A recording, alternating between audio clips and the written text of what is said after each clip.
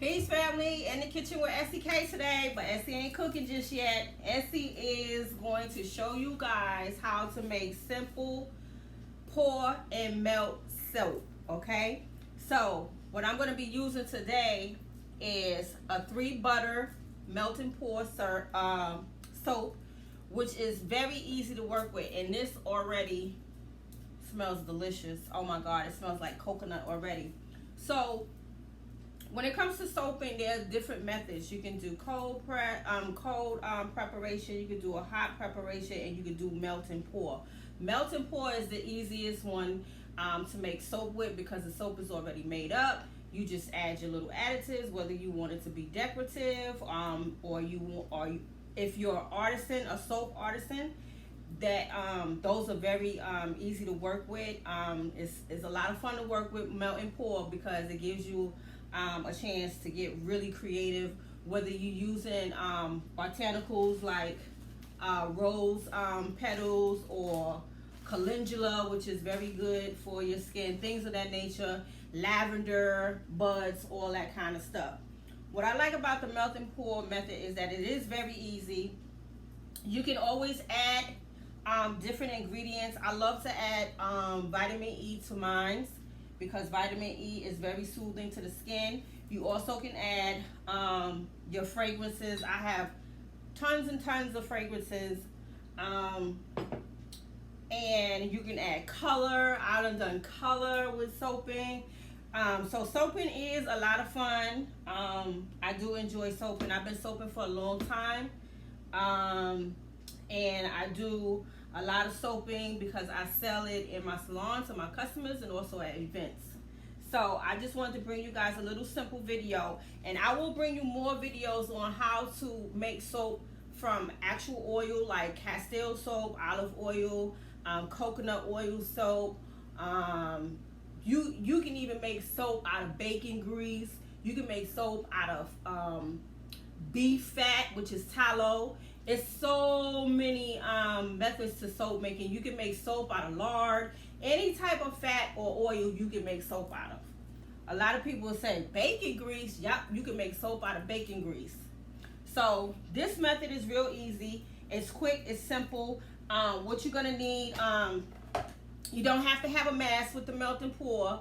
You don't have to have goggles with the melt and pour because you're not dealing with the lye. Like I said, I will bring more videos on how to make soap from lye and oils and butters.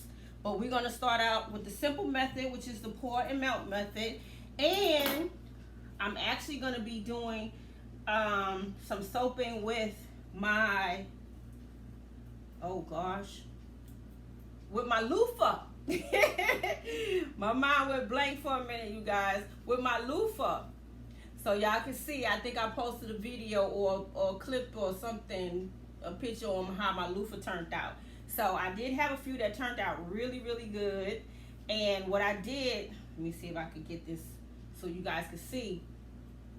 I actually added calendula at the bottom of it and also some rose petals. So they'll look very nice and decorative on the other side after I actually pour the soap in and it sets. So we're gonna get started. Now what you're gonna need with the melt and pour, there's several methods. You can either do a double boil, which would mean you'll have to put like a pot inside of a pot of water, or you can use the microwave. But when you use the microwave, you have to do it in 30-second bursts so that it can melt down. So being that I have 2 molds, each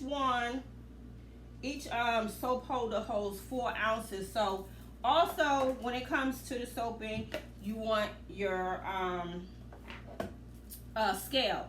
So being that I have 16 slots over here, I'm thinking I'm gonna need 32 ounces, which I'm sure that I have pretty much close to 32 ounces.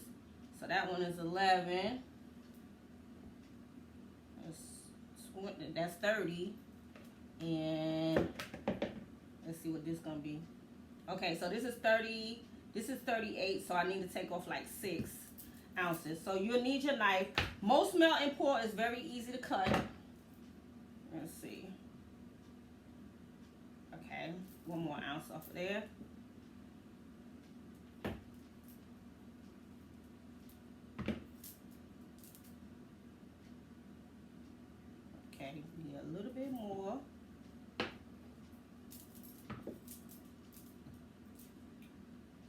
little bit more again. A few more ounces.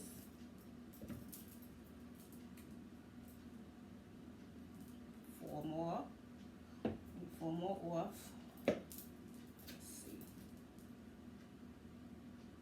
That'll do. All right, you guys. So what I'm going to do is I'm going to dice these up real, not that small, but you know, they don't need to be in chunks. I've done soap in so many different ways where I threw them big old chunks inside and had no problem with it. So here's your double boil right here. And we're going to turn her back up. And we're going to dice it up. Little cubes. And I'm probably not going to keep y'all until the whole thing melt because that's going to take some time. So what I'll do is I will bring you guys back. The soap smells so good. And this is a three butter melt and pour. It has shea, coconut, cocoa butter. It smells so good. It don't even need no fragrance actually. But I think I'm gonna use my coconut cream and probably some vanilla.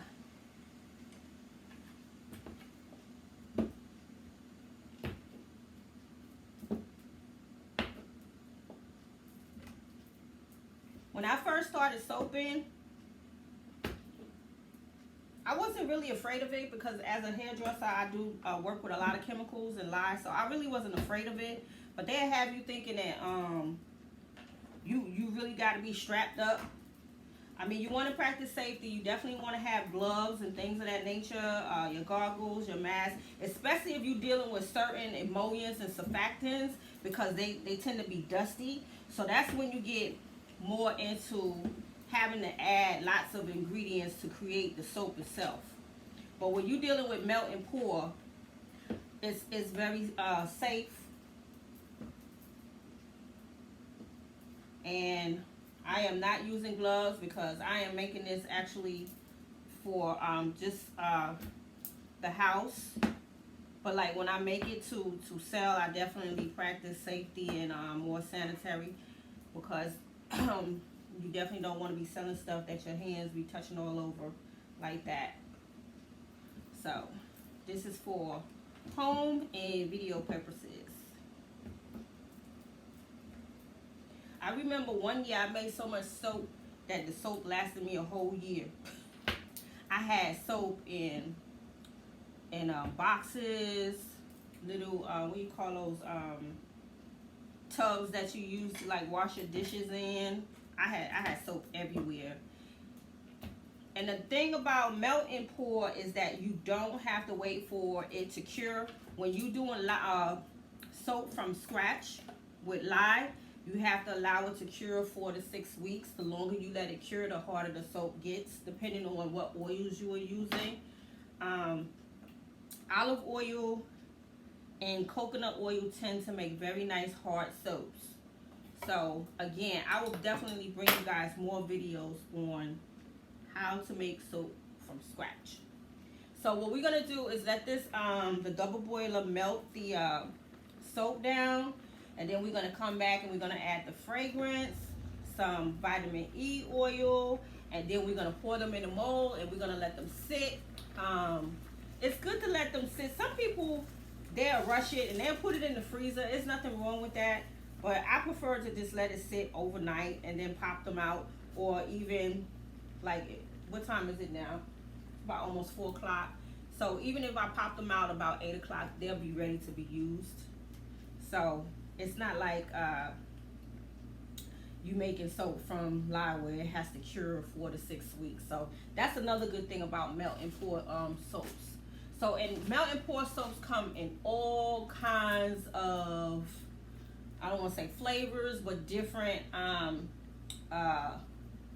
soaps like honey oatmeal, aloe vera, coconut. I mean, just tons of different types of soaps where you can buy melt and pour.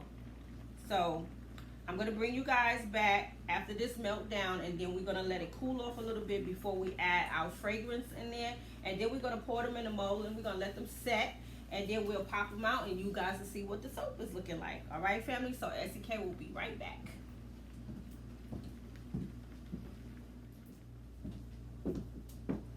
Okay, family, SEK back with her soaping session. All right, so as you can see, you guys, all the soap is melted down. And I know it's hard to see because it is white. It actually looks like milk. So what we're gonna do now is get ready to put our fragrance in. And what you're gonna need for your fragrance is, you can freestyle when you have melt and pour. But if you're doing soap from scratch with lye, you want to definitely focus on the fragrance calculator. There's a fragrance calculator that you can look up, as well as a lye calculator when you make it soap from scratch. So, and you always want to check your temperature when you're making your soap from scratch before you put your fragrance in. Okay, so that's one note to take. But again, when you're doing melt and pour, you don't have to be that technical. Okay, so what I decided to do, because I know I'm gonna have some leftover, is I'm gonna actually make a oatmeal and a honey soap. And again, I'm gonna add some of my vitamin E, because vitamin E is very, very good for your skin. And I am going to use my spoon for that, and I'm just gonna add like a tablespoon, not much. You don't have to add a lot of vitamin E, because a little bit goes a long way. Okay, so you don't have to add a lot, and you just want to mix that up really, really good, and you'll smell that right away as soon as you put it in. Olive oil, not olive oil, vitamin E has a strange smell, but it's so good for your skin. It makes your skin feel so soft.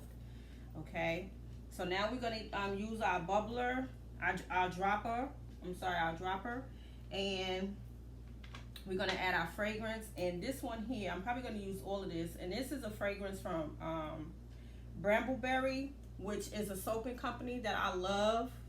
They carry some of the best fragrances, along with other soaping companies that I order from, like Essential Depot. They have wonderful fragrances. So this is probably, I can't even see the measurements, but I would say about a dropper full, because a little bit goes a long way. And again, when you're doing melt and pour, you can pretty much freestyle your fragrance. You don't want to go too crazy with it though. So this one is, shoot, I put that thing down that quick, and oh, here it is. This one is actually my vanilla. Now, vanilla is one of those tricky fragrances that you want to be careful with, because vanilla can actually mess up, especially if you're doing from scratch. So vanilla is one of those fragrances that you definitely want to study. Because it does different things in different soaps. So just take note of that. So this is smelling so good already. It smells yummy. Yep. So you want to mix that real good. And again, melt and pour sets up really, really fast.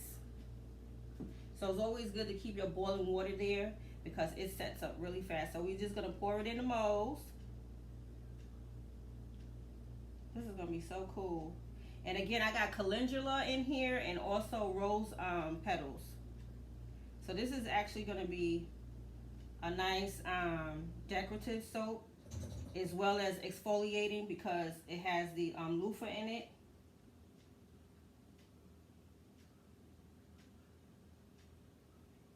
So one of my sons was asking me, he was like, "Mom, when you gonna do the soap? Because I want to try the loofah."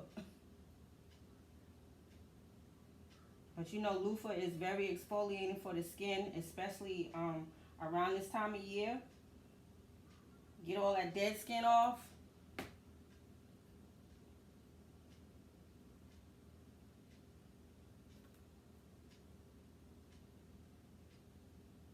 maybe my measurements was off, you guys.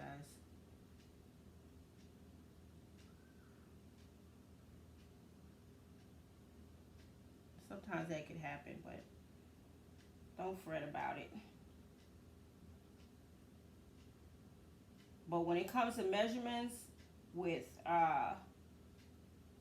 when you making soap from scratch, you want to make sure your measurements are on point. Ain't no freestyling with that.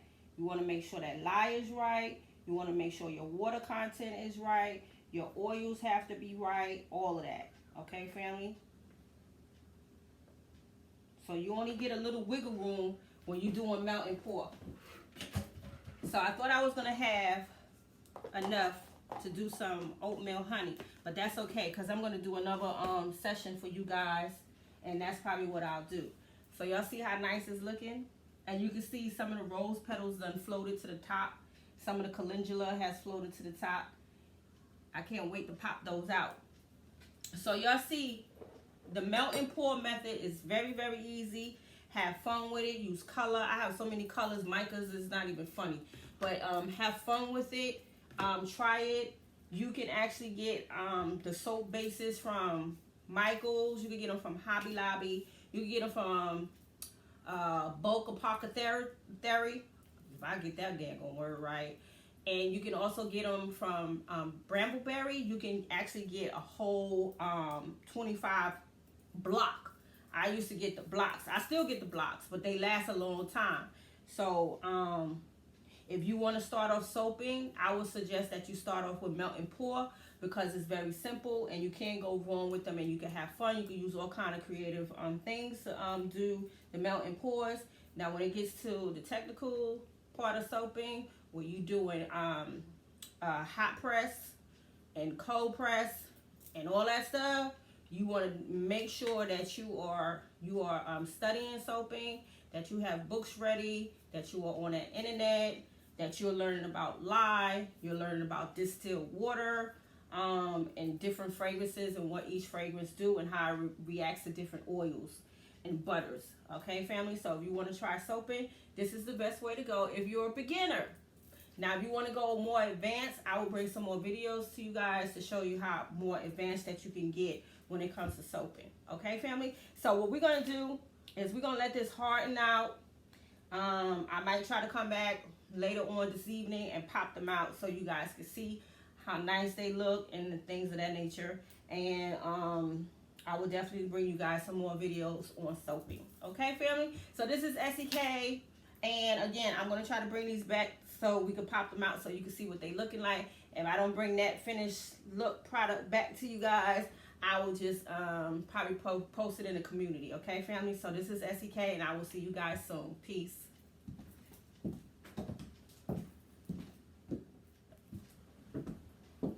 Okay, you guys, SEK back with her unmolding of her soap, her 3 butter soap with calendula and rose petals and loofah.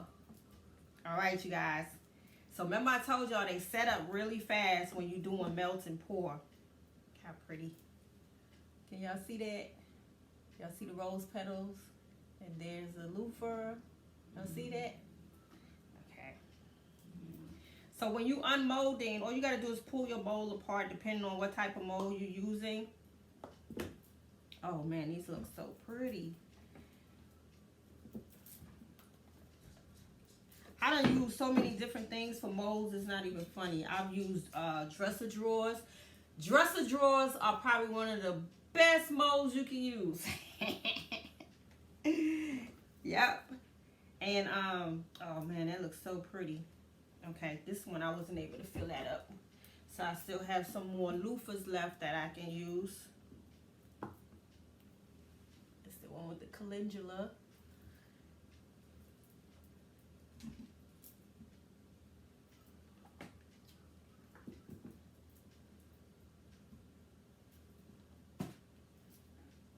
And see how the loofah, you see how the loofah sticks out there? That is perfect because when you washing up, you use the loofah to exfoliate your skin, get all that dead skin off.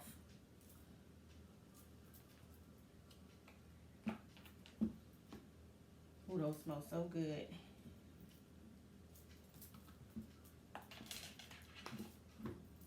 That one came out nice too. How pretty that one looks. See it?